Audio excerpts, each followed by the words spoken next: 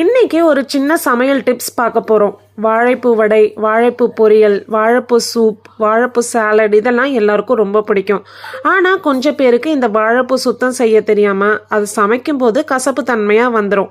இன்றைக்கி இதை எப்படி சுத்தம் செய்யலாம் அப்படின்னு ஒரு குட்டி டிப்ஸ் பார்க்கலாம். முதல்ல கைகளுக்கு நல்லா எண்ணெயை தேய்ச்சிக்கோங்க. அப்புறம் வெளியில் இருக்க ஊதா கலரில் இருக்க வாழைப்பூவோட இதழை எடுத்துக்கணும். உள்ளே அதை எடுத்துட்டோன்னா குட்டி குட்டியாக பூ இருக்கும். அதை ஒன்று ஒன்றா தான் சுத்தம் செய்ய முடியும்.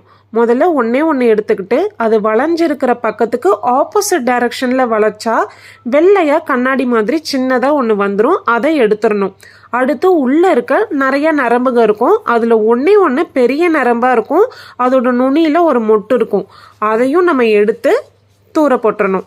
இப்படி எல்லாத்துக்கும் எடுத்துட்ட பிறகு வெட்டி தயிர் கலந்த தண்ணீர் இல்லை மோரில் போட்டுட்டா அவ்வளோதான். சமைக்கிற வரைக்கும் இது கருக்காமல் அப்படியே இருக்கும்.